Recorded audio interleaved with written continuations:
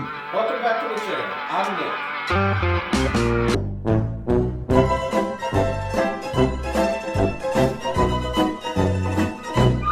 Hey, Nick here. Welcome back to the channel.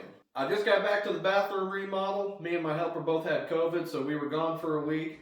We've got a lot left to do in here. Today's Sunday. I'm by myself, so I'm just going to kind of knock out some odds and ends. And then tomorrow, we're going to get ready to tile this huge shower. One of the biggest things I need to do before we start tiling this shower is to float these walls out where they meet the drywall. The drywall does stick out a little bit further than my backer board does. It's not a problem. There's several different ways you can remediate that problem. The way I'm going to do it is I'm going to float out some mortar with a straight edge, and I'm just going to float this joint all the way in. So let me kind of show you what I'm talking about.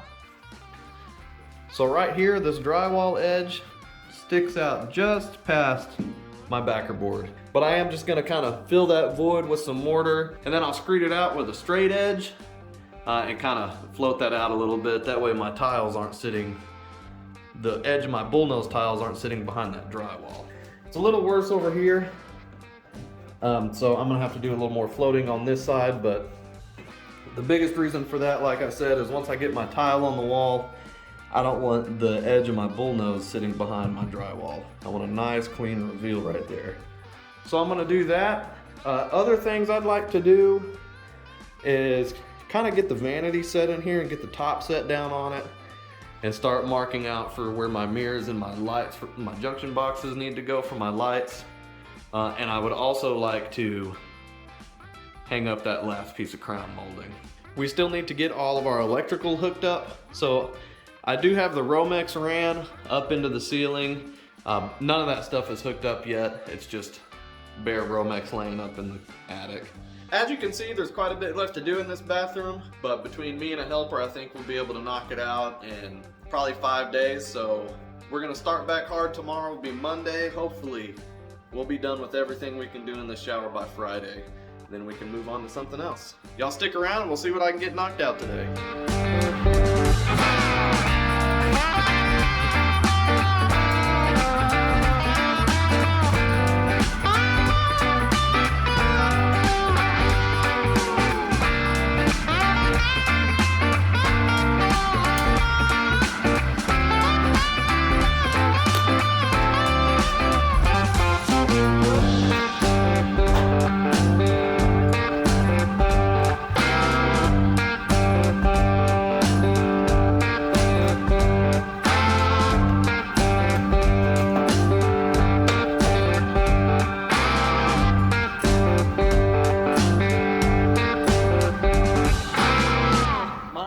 Station for cutting crown is far from ideal. This is just a simple Hitachi chop saw. It's not sliding or anything, but it does bevel and do miter cuts.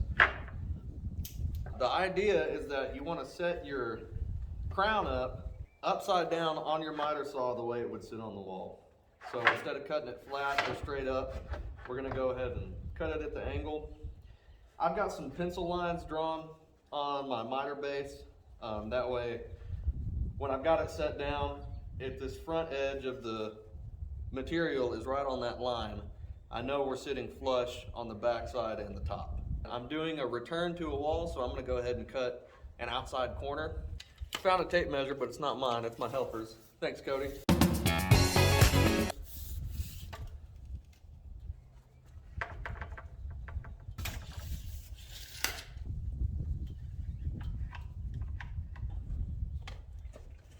I'm also not a crown cutting professional. I've only done crown a couple of times, so the math still kind of messes with my head. But I do know that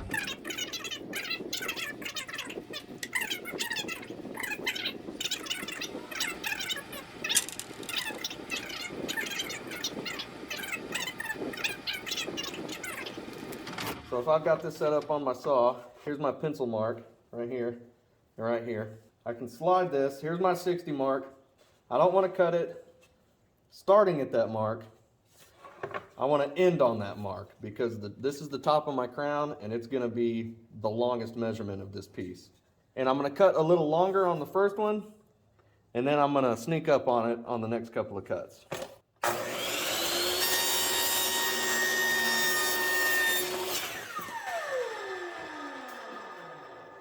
there's my cut. I'm about a 1/2 inch long. So I'll bring this in and sneak up on it.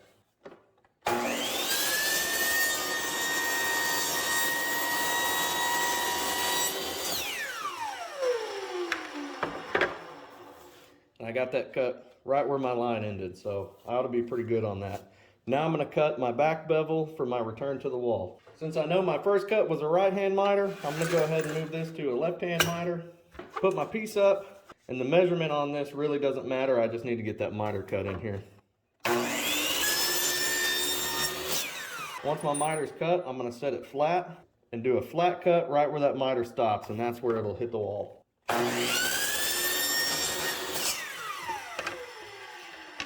And we can bring these two pieces together. And you can see that that's going to make a really nice return. Let's go put it up.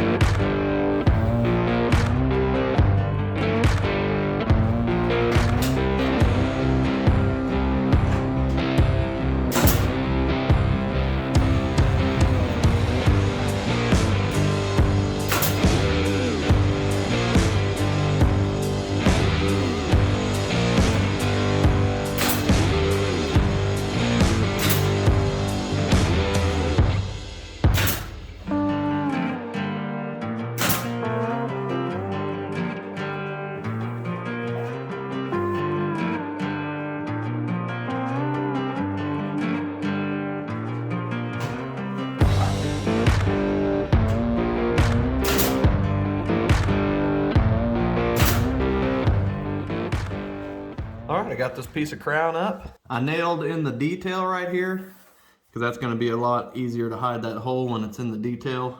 There's my return. Goes right to the end of this drywall. So that's that. I'm going to go ahead and caulk that in and move on to something else.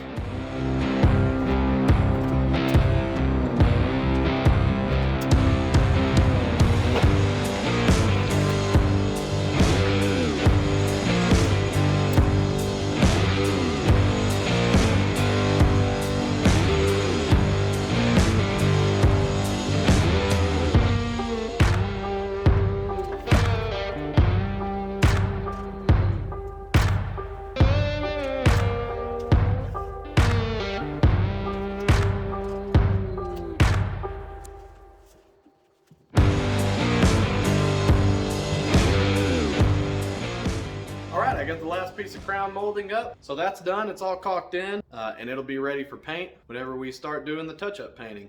I think next what I'm gonna do is put in this vanity. See if I can get the top in by myself. It's pretty heavy. I might need Cody for that, but I'm gonna fit that vanity in there and kind of start measuring out for the mirrors and the junction boxes. And then after that, I'm gonna start floating that wall out.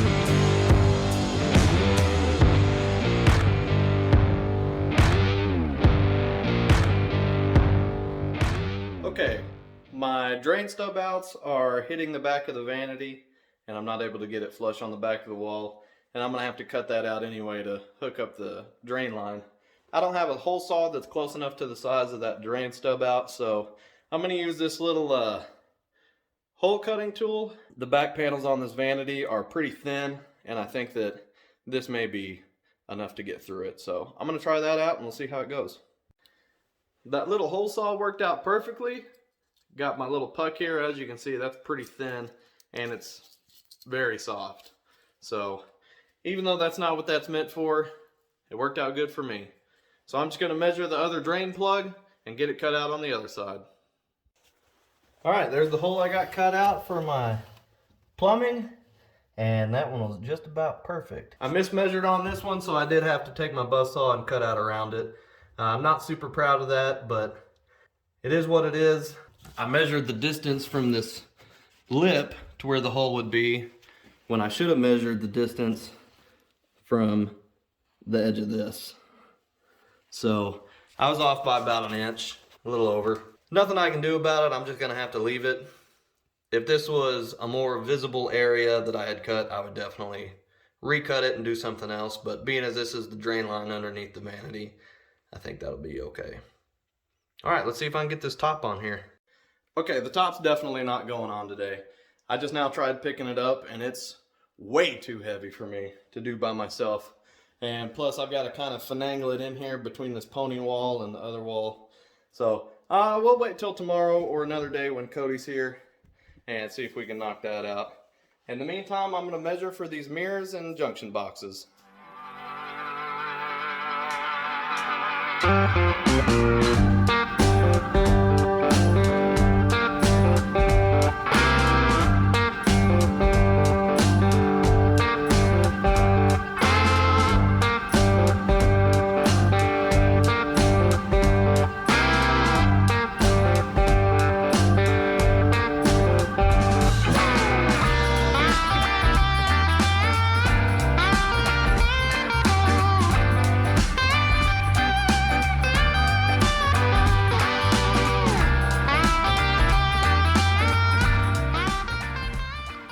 Alright, I've got my mirrors hung, they're level, they're plumb, and they're sitting about a 1/4 inch above where this backsplash is going to finish up at.